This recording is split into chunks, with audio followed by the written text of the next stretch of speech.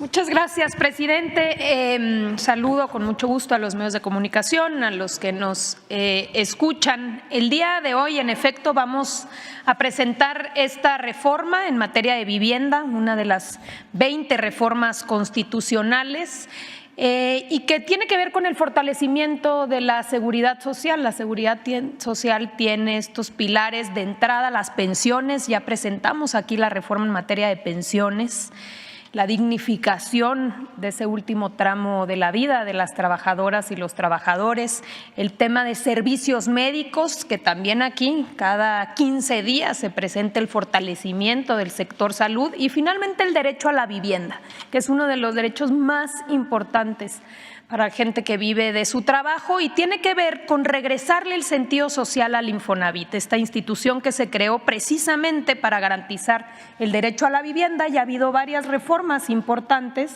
pero hay todavía una deuda que los que nos escuchan conocen bien, que es: yo puedo tener un crédito del Infonavit, pero ¿para qué me alcanza?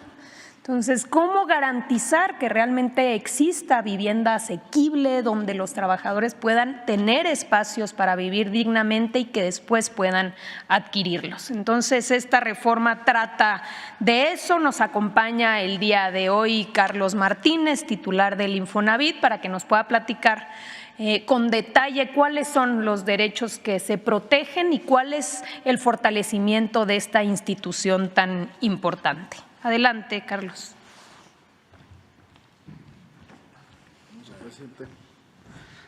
Buenos días a todos los compañeros de los medios. Decirles primero, en la que sigue, lo que ha avanzado el Infonavit. En esta administración hemos dado 2.3 millones de créditos de financiamientos en distintas materias: compra, construcción, remodelación, etcétera. Asimismo, hemos apoyado ya a 1.2 millones de familias que han convertido sus créditos de salarios mínimos a pesos. Es una demanda muy importante y que así iniciamos en una conferencia el 2019, febrero, donde iniciamos este programa y que ha beneficiado hoy a 1.2 millones de personas, y también se han apoyado a 5 millones de familias a reestructurar sus créditos con distintos programas, con donaciones, bajar tasas de interés, hacer estudios socioeconómicos para que puedan pagar sus créditos. Y además en esta administración se hicieron dos reformas muy importantes. Una en 2020, que tuvo el concurso del sector patronal, del sector obrero, donde se trató de que en la ley se estableciera los créditos directos y sin intermediarios, la posibilidad de los trabajadores de comprar un terreno y poder hacer su casa poco a poco con las necesidades de la familia. Y en segundo lugar, se hizo la reforma en 2023 para la incorporación voluntaria, por ejemplo, de los periodistas, que se pueden incluir de manera voluntaria al Infonavit y obtener sus créditos. Sin embargo, en la que sigue, todavía hay cosas que faltan por hacer. Por ejemplo, hoy no existe producción suficiente por parte del sector privado de viviendas por debajo de los 550,000 pesos. Y esto tiene como efecto que la mitad de los trabajadores no puedan alcanzar un crédito de ese monto o de los montos de las viviendas que existen. ¿Por qué?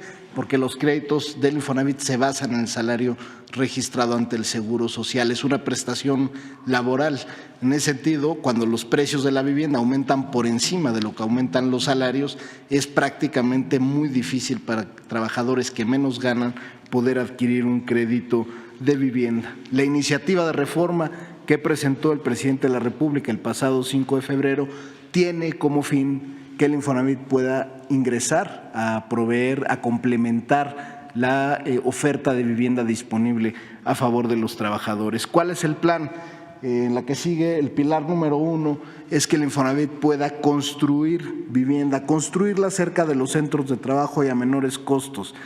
Como refería el presidente, la época más oscura en materia de vivienda se da justamente con Fox, con Calderón, donde las ciudades se expanden 6 veces en territorio y la población solo crece 2 veces. En esa época se financiaron viviendas de 27 metros cuadrados donde los trabajadores se les condenaba a vivir fuera de los centros de trabajo y hacer horas en transporte público. El Infonavit tendría por necesidad que construir cerca de los centros de trabajo, en comunidades consolidadas y donde hubiera servicios, porque se trata de dar una garantía de la seguridad social. Con esto, con los recursos disponibles que tiene el instituto, se podrían construir 75,000 viviendas al año y generar con esto 1 millón de empleos en el sector de la construcción, trabajadoras, trabajadores que estarían construyendo las viviendas que México necesita.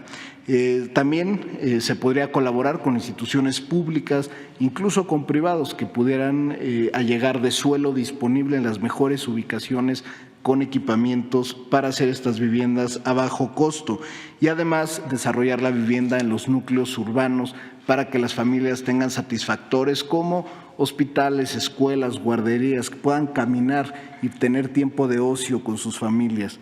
El segundo pilar, el que sigue, tiene que ver con los derechos del trabajador y esto va dirigido sobre todo a los más jóvenes, y es que los trabajadores al año de cotizar en el Infonavit puedan acceder a un departamento en renta, en una renta que no puede exceder el 30% de su salario. Es decir, si un trabajador gana 10,000 pesos al mes, por ejemplo, su renta no podría ser de más de 3,000 pesos, pero con esa renta podría ir pagando ese departamento y después de 10 años se tendría el derecho de comprarlo tomando en cuenta todas las rentas que haya pagado y teniendo un precio justo, porque el Infonavit no busca la especulación ni el lucro, busca darle vivienda a los trabajadores y generar un beneficio social con estas acciones.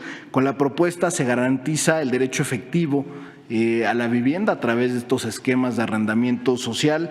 En segundo, la renta le permite a los trabajadores, sobre todo a los de menores ingresos, acceder a una renta, y con esto también sería que quienes menos ganan, menos pagan, porque sería dependiendo del salario de cada trabajador, y además le permitiría a los jóvenes que, por ejemplo, se pueden mudar de distintas ciudades, pueden tener trabajos también flexibles y tener acceso a una vivienda sin descapitalizarse. De eso se trata la reforma.